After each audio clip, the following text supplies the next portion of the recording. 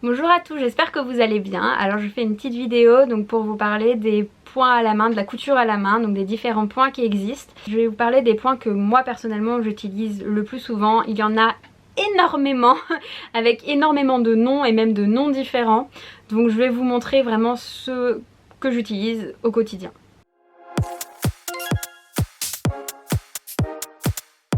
Prenez ce qui vous intéresse dans ce que je vais vous donner comme information. Moi c'est vraiment ma manière de travailler, mais c'est pas du tout une vérité générale. Si vous avez des conseils à nous donner, surtout n'hésitez pas aussi à les mettre en commentaire et j'espère que tout ça va vous servir. Un des points qui me sert énormément, donc c'est le point avant. Alors pour la couture à la main, vous aurez besoin de fil, donc normalement de la couleur de votre tissu, mais là pour que vous puissiez bien voir, j'ai pris un fil rouge, d'un dé donc, et d'une aiguille. Alors pour le dé et d'un petit ciseau pour couper le fil, ok. Pour le dé, ça se met sur le majeur et en fait ça sert à pousser l'aiguille pour pas vous faire mal. Vraiment je vous le reconseille parce qu'au bout d'un certain nombre de points, forcément on s'abîme le doigt. Et ça aide vraiment beaucoup. Et dès que le tissu est un peu rigide, pareil, ça sauve la vie. Je vous conseille des petits ciseaux simples comme ça avec un bon pointu qui va vous aider à découdre si vous avez besoin. Et donc voilà, donc on coupe le fil. Pour la longueur du fil, vous pouvez prendre la longueur de votre avant-bras. Donc c'est en général ce qui est préconisé. Prenez pas trop long pour pas que ça fasse de nœuds.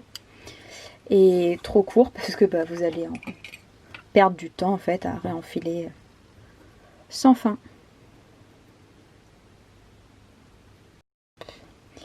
Donc ensuite pour commencer une couture, donc on va commencer par le point avant, donc le point qui va vous servir à bâtir, par exemple à mettre deux tissus ensemble pour ensuite les piquer à la machine, ou marquer des bas de vêtements, ou encore faire des fils de fronce. Pour commencer par exemple un point de bâti qui va être défait par la suite, c'est plus simple de commencer par un point arrière. Donc on part toujours pour ces points là de la droite vers la gauche.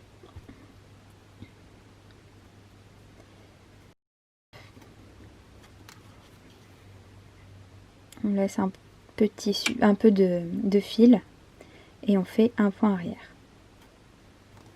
Donc vous voyez, je pousse avec le dé. Voilà.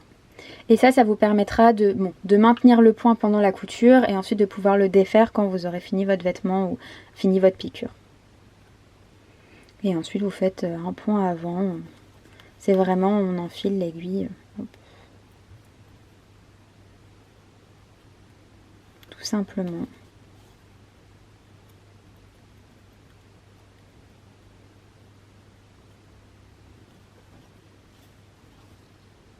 Voilà. Évidemment, vous pouvez faire le plus petit quand vous maintenez deux tissus et plus grand quand c'est juste pour marquer.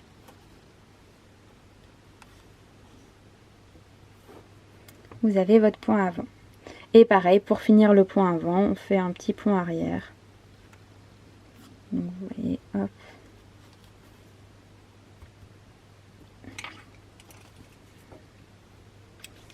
Ensuite il y a le point arrière. Le point arrière, c'est la piqûre qui peut le plus s'apparenter à un point machine. Donc ça va être solide, ça va permettre de bien maintenir les tissus ensemble. Moi personnellement par exemple ma première collection j'ai fait entièrement avec ce point là, j'avais pas de machine et j'avais pas de machine à coudre, j'ai fait tout un défilé 15 robes à la main en point arrière. En vrai j'en connaissais pas d'autres donc celui-là suffit très bien. Donc là pour commencer je vais plutôt faire un petit nœud. Donc voilà, c'est un petit nœud au bout du fil. Et en fait le mieux c'est de cacher le nœud donc à l'arrière, enfin la partie qui ne sera pas visible. Donc je le mets ici.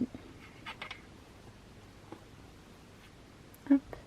Et ensuite donc on part en point arrière, c'est-à-dire qu'à la place de piquer à l'avant, on pique à l'arrière et on revient comme ça.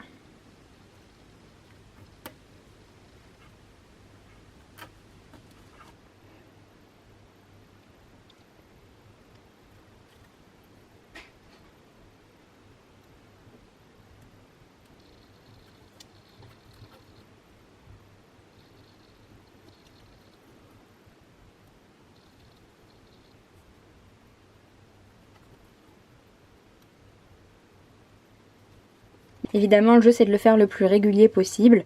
Là le mien il est assez grand pour que vous puissiez voir, mais vous pouvez le faire beaucoup plus petit. Ça dépend de la solidité que vous cherchez. Je vais finir ce point par encore un petit point arrière, ou deux en fait, pour que ça soit plus solide. Et ensuite le surplus de fil, on coupe et on va le cacher dans le vêtement, donc comme ça. Donc là on va dire pour que ça soit très solide, je fais 2 points arrière, 1. Et en fait quand je fais le deuxième, à la place de remonter tout de suite ici, je vais rester à l'intérieur et puis je vais remonter un peu plus loin. Et je vais couper vraiment au ras. Voilà. Ensuite il y a le point de puce, le point invisible, donc c'est un point arrière très serré en fait qui se voit presque pas, donc ça peut être très utile. Et surtout je m'en sers énormément pour fixer de la décoration sur un vêtement qui est déjà fait. Donc les finitions, ça aide beaucoup. Donc le point de puce, ça va être vraiment le point le plus invisible possible et qui reste solide. Donc pareil, on fait un petit nœud, on se met à l'arrière du tissu. Et ensuite on va faire un point arrière, mais vraiment le plus petit possible. Et je vais le faire assez grand à l'arrière pour que vous puissiez voir le résultat. Donc voilà, ça va être un tout petit point. Et en fonction des tissus, il peut vraiment complètement disparaître. Par exemple, dans un velours, c'est un point qu'on ne verra pas du tout. Voilà. Et si en plus le fil est de la même couleur que votre tissu, il disparaît.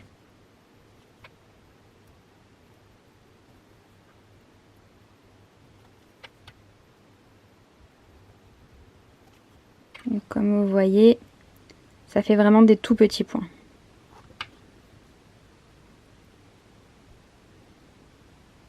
Donc pareil, pour le terminer, c'est la même chose. On fait encore un petit point arrière.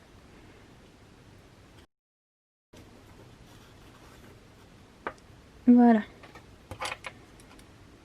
Le point de chausson, c'est un point très solide pour faire des ourlets. Et en fait ça permet par exemple quand on fait un ourlet de jupe ou de pantalon, quand on passe la jambe, on se prend pas le pied dans l'ourlet, en fait il est plaqué contre le tissu. C'est un point qui est souple aussi, donc si on tire sur le tissu, le point va se détendre et pas casser. C'est plutôt intéressant. Point de chausson, du coup je vais le faire plutôt ici, c'est pour par exemple maintenir un ourlet. Alors là en fait c'est le seul point de mémoire où on part dans l'autre sens, donc de la gauche vers la droite. Et donc pour commencer pareil, on fait un petit nœud. Hop, qu'on va cacher dans l'ourlet. Si vous êtes comme ça, vous pouvez juste le cacher à l'intérieur. Hop. Et ensuite on va faire un point de chausson. Donc en fait je vais vous montrer, ça sera plus simple. On vient piquer ici, donc à la limite entre les deux tissus. On fait un point arrière, enfin là c'est un point avant vu que c'est dans l'autre sens, mais enfin voilà, on pique plus loin et on revient vers le point d'origine. Et on fait pareil en haut.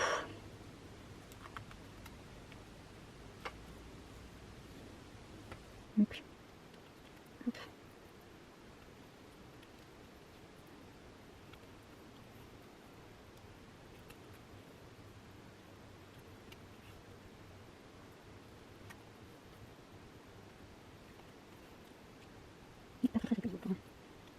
Bon, c'est plus joli de le faire plus régulier que ça, hein.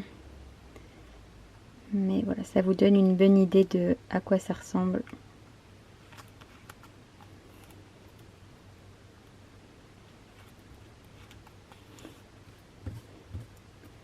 Donc voilà. Donc là je l'ai fait petit, vous pouvez le faire de plus en... Enfin, non, vous faites toujours la même taille de points, hein. C'était juste pour vous montrer différents exemples. Et voilà, donc ça permet encore une fois de pas accrocher l'ourlet en fait. Donc pour le terminer, encore une fois, on fait un petit point arrière.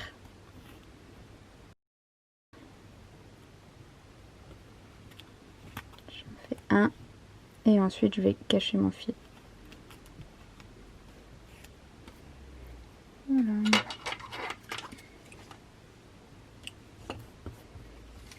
le point de côté, donc moi je m'en sers pour poser des billets rapidement. J'aime beaucoup les billets à la main.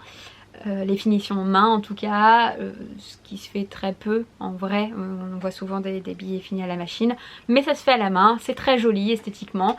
Donc voilà, on fait un point de côté comme ça pour maintenir le billet. Alors pour le point de côté, on fait un petit nœud. On vient piquer sous le billet pour cacher le nœud. Voilà. Et ensuite, on pique hop, dans le tissu du dessous et on le ressort dans le billet. Comme ça. Voilà. Et on continue comme ça. On pique un peu à côté et on ressort dans le billet.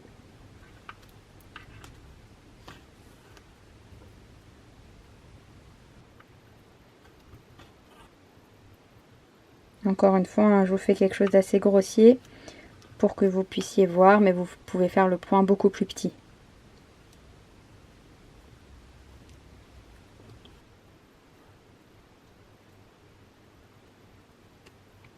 Donc voilà, là vous avez un point de côté. C'est un point qui se voit plus par exemple que celui que je peux utiliser aussi. Donc le prochain point c'est le point glissé.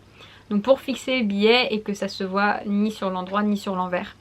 Et je l'aime beaucoup, après c'est plus long. Donc maintenant je vais vous faire le point glissé. Alors c'est aussi pour fixer un billet, donc je vais pas refaire un nœud, enfin vous avez compris le principe. Je vais juste continuer ici. Donc moi c'est celui que j'utilise le plus pour fixer le billet parce que quitte à le faire à la main, autant que ça soit invisible. Et c'est invisible des deux côtés en fait. Donc on prend un petit fil sous le billet. Vous voyez, on est dessous.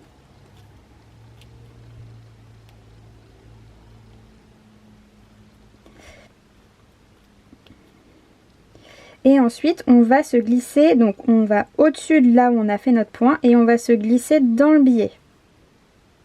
Comme ça. Et on continue. Donc on se met ici, on prend un petit fil. Et ensuite, on va glisser dans le billet. Et encore une fois, avec un fil ton sur ton, on voit absolument rien. Et pour ce point-là, vaut mieux le faire assez petit pour qu'il soit assez solide.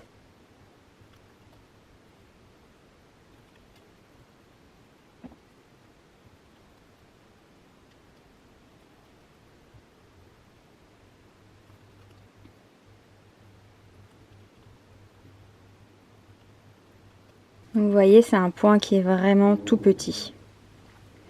Et du coup, vous finissez la même chose, donc un point arrière. Moi, je vous le conseille de le faire sur le billet pour justement pouvoir finir votre point à l'intérieur du billet et pour le cacher. Voilà. Ah oui, parce qu'on me pose souvent la question, moi la première, sur la longueur du point. Donc ça c'est extrêmement personnel, je pense. Et après, c'est une question de logique en fait. Donc c'est pour voir où est placé le point, s'il est visible, pas visible. S'il doit soutenir beaucoup de tissu, des choses lourdes, bah, on va le faire plus petit, plus serré. Si c'est juste de la déco et qu'on n'a pas le temps, on va le faire plus long. Enfin voilà, après c'est une question de temps beaucoup et de goût personnel aussi. Je peux pas vous en dire beaucoup plus.